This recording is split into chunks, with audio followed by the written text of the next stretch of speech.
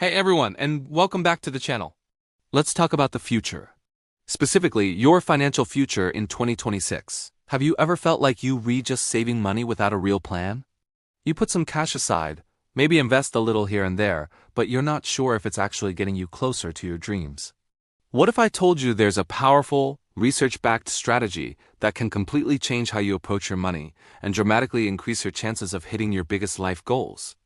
Today, we're diving deep into goal-based investing, the single most essential strategy you need to master for 2026 and beyond. This isn't about chasing hot stocks. It's about building a personalized roadmap to the life you want to live. So grab a notebook because you're going to want to take notes on this.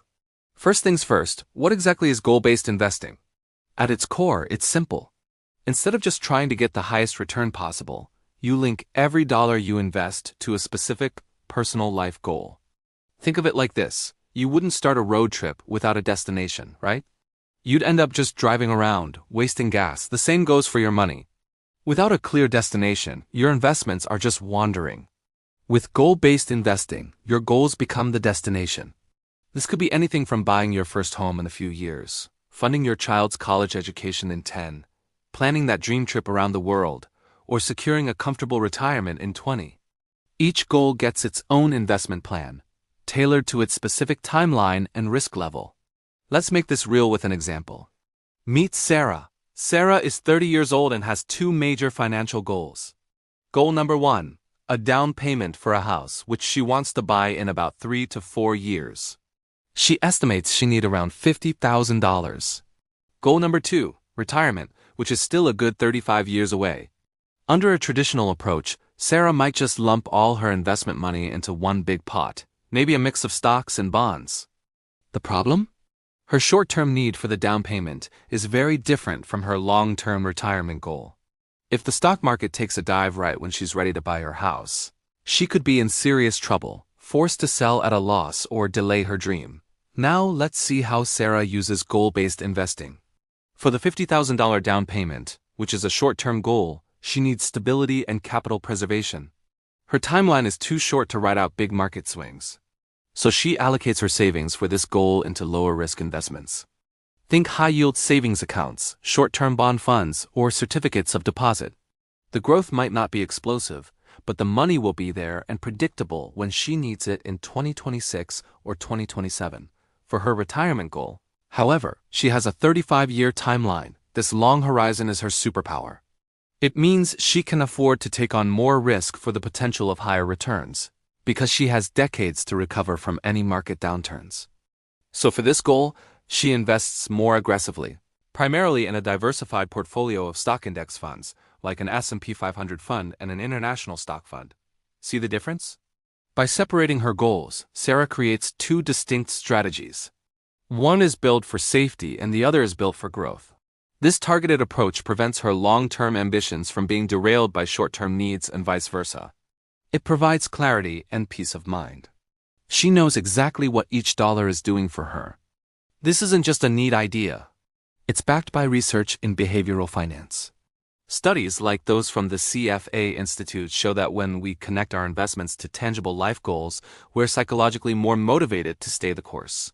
When the market gets scary and everyone is panicking, you're less likely to make emotional decisions because you're not just looking at a number on a screen. You're looking at your future home, your child's education, your secure retirement. It reframes investing from an abstract, stressful game into a constructive, empowering project. So how can you start implementing this for 2026? It's a 3-step process. Step 1 is to define and quantify your goals. Get specific. Don't just say, I want to retire comfortably. Instead, say I want to retire at age 65 with an annual income of $80,000 in today's money. Don't just say I want to buy a car. Say I want to buy a new SUV in 2026 and will need a $20,000 down payment. Write down each goal, the target amount, and the year you want to achieve it. This is the most important step, so take your time and be honest with yourself about what you truly want. Step 2 is to assign a timeline and risk profile to each goal. Categorize them. Short-term goals are typically under 5 years. Mid-term are 5 to 10 years, and long-term are over 10 years. As we saw with Sarah, short-term goals require a low-risk, conservative approach. You can't afford to lose principal. Mid-term goals can handle a bit more risk. Maybe a balanced portfolio of 60% stocks and 40% bonds. And long-term goals, like retirement or saving for a newborn's college, can be invested most aggressively because time is on your side to smooth out market volatility. This is where you can lean more heavily into stocks for their superior long-term growth potential. Step 3 is to choose the right investment accounts and vehicles for each goal.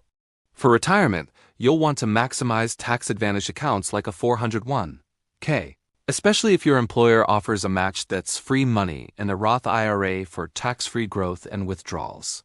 For a child's education, a 529 plan is fantastic because it offers tax-deferred growth and tax-free withdrawals for qualified education expenses. For short-term goals like that house down payment, a high-yield savings account or a brokerage account with low-risk investments is perfect. You can open separate accounts for each goal to keep things organized and mentally distinct. Many modern brokerage platforms even allow you to create buckets or goals within a single account, making it easier than ever to track your progress towards each specific objective. The beauty of goal-based investing is that it's a dynamic strategy. Life happens. Your goals might change, your income might increase, or you might have unexpected expenses. That's why it's crucial to review your plan regularly, at least once a year or after any major life event. Maybe you get a promotion and can contribute more towards your goals. Or perhaps you decide to prioritize travel over buying a house. You can adjust your plan accordingly. It's your financial roadmap and you are the driver. You can change the destination or take a different route whenever you need to. This approach transforms you from a passive saver into an active architect of your financial life. Looking ahead to 2026, the economic environment will always have its uncertainties. But by grounding your investment strategy in your personal goals, you build a resilient, adaptable, and deeply meaningful plan that can weather any storm. You're not just investing. You're investing with purpose. Now it is incredibly important that I add this disclaimer. I am not a financial advisor, and this video is for educational and informational purposes only. Investing involves risk, including the potential loss of principal. The examples provided are hypothetical and not indicative of any specific investment. Before making any financial decisions, you should conduct your own research and consider consulting with a qualified financial professional who can understand your unique situation and help you build a personalized plan. Goal-based investing is your key to turning abstract financial dreams into an actionable reality. It gives you clarity, motivation, and a customized strategy for what matters most to you. Start today by writing down just one major financial goal and the year you want to achieve it. That small step is the beginning of your journey to maximizing your wealth and building the future you deserve. Thanks so much for watching. If you found this video helpful, please hit that like button and subscribe for more content on smart investing and personal finance. Let me know in the comments what your #1 financial goal is. I'd love to hear it. See you in the next video.